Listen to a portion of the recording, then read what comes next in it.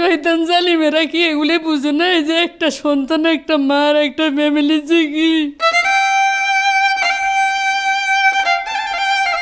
কাঁদছেন শহীদ সৈকতের মা আফরোজা রহমান। গত ১৯ জুলাই বৈষম্য বিরোধী ছাত্র আন্দোলন চলাকালে মোহাম্মদপুরে প্রকাশ্যে গুলি করে হত্যা করা হয় কলেজ শিক্ষার্থী মাহমুদুর রহমান সৈকতকে। এরপর থেকেই মা আফরোজা রহমানের চোখের অশ্রু ঝরছে বিরামহীনভাবে। কোনো সান্ত্বনায় যেন একমাত্র সন্তান হারানোর বেদনায় ছেদ ফেলতে পারেনি। আবেগাপ্লুত আফরোজা রহমান সৈকতের সঙ্গে কাটানো দিনগুলোর কথা বলছিলেন আর কাঁদছিলেন। সন্তানের এই অকাল মৃত্যু যেন কোনোভাবেই মানতে পারছেন না।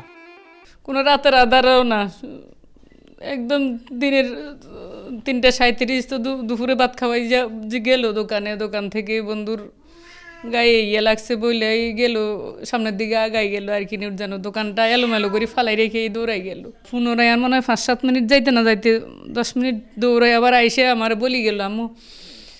বন্ধুর হাতের আবার বুলেট লাগে যে এসে কী জানি বলতে বলতে ঘরে ঢুকলো। ওর টেবিলে পড়ার বিছনা হচ্ছে ওই বিছনাই থাকে, এই পাশাপাশি 2টা বিছনা। কী নিয়ে গেল জানি না আমি তো নামাজে দাঁড়ানো, আমি আর তার সাথে কথা বলতে পারি না। আমি এরকম যাইতেছি, বন্ধুরা তো ইয়ে লাগছে এই বলে দৌড়াই 2 সেকেন্ডের মাথায় দৌড়াই গেল আর বাইর হইলো, কী নিল জানি না। আমার এই কলিজাটারে যে এভাবে শেষ করে ফেলাইলো।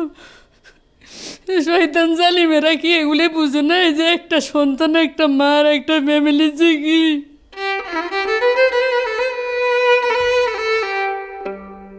বাবার বয়স হয়েছে, সংসারের বোঝা টানতে তার বেশ কষ্ট হয়। তাই তো সন্তান হিসাবে সংসারের দায়িত্ব নিতে চেয়েছিলেন সৈকত, কিন্তু ঘাতকের নিষ্ঠুর বুলেট সৈকতের জীবন শুরুর আগেই সমাপ্তি ঘটিয়েছে।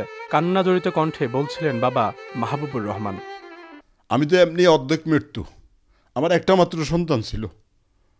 এখন এই যে মনে করেন আমার এখন অসুস্থ হয়ে গেলাম, একটা ওষুধ এনে দিবে কে আমাকে বলেন? আমি তো অর্ধেক মৃত্যু হয়ে গেছি ছেলে যাওয়ার পরে। কার আরেকটা ছেলে থাকতো তাহলে মাইনে নিতাম। এই যে মনে করেন এখন আপনার আসছেন বাসায়, আমার ছেলে থাকলে তো ছেলেরে বসায় আমি বিভিন্ন কাজে যাইতাম, কিন্তু এখন তো এটা সম্ভব হয় না। পুলিশের এসআই শাহরিয়ার প্রকাশ্যে গুলি করে হত্যা করে সৈকতকে। ঘাতকের ছবি সামাজিক যোগাযোগ মাধ্যমে ভাইরাল হলেও তাকে এখনও গ্রেপ্তার করতে পারেনি আইনশৃঙ্খলা রক্ষাকারী বাহিনী। সন্তানের বিচার প্রসঙ্গে বাবার সাফ জবাব, তদন্তের প্রয়োজনে লাশ উত্তোলনের প্রস্তাব আসলে সৈকত হত্যার বিচার চাইবে না পরিবার, তবে এখনই সরকারের ওপর আস্থা হারাতে চান না। ময়নাতদন্ত আমি ঘোর বিরোধী, আমি না, যত শহীদ ফ্যামিলি আছে সবাই, এবং চিফ প্রসিকিউটর আন্তর্জাতিক আদালতের উনিও বলছে যে উনি ময়নাতদন্ত করতে দেবে না, ময়নাতদন্ত ছাড়া হবে। আমিও চাই, আমি ময়নাতদন্ত ঘোর বিরোধী। কারণ পুলিশের অলরেডি লিখে দিচ্ছে এখানে গানশট, আবার ময়নাতদন্ত কেন? ওরও তো যে ডাইরেক্ট গুলি করছে সে তো একজন পুলিশের এসআই ছিল শাহরিয়ার, ও কেন এখনো বাইরে ঘুরে? মামলা তদন্তের দায়িত্ব পেয়েছে মোহাম্মদপুর থানা পুলিশ। কথা হলে থানার ভারপ্রাপ্ত কর্মকর্তা জানান, লাশ উত্তোলন না করে মামলার অগ্রগতির কথা ভাবছে পুলিশ। পোস্টমর্টেম রিপোর্ট যদি না থেকে থাকে, তবুও যদিও পোস্টমর্টেম রিপোর্ট মামলার একটা গুরুত্বপূর্ণ অংশ, যদি বিশেষ অবস্থার কারণে নাও পেয়ে থাকে, যদি পোস্টমর্টেম করা সেই সময় যদি সম্ভব না হয়ে থাকে, তারপরেও মামলার তদন্তে এটা খুব বড় ব্যাঘাত সৃষ্টি করবে বলে আমি বিশ্বাস করি না।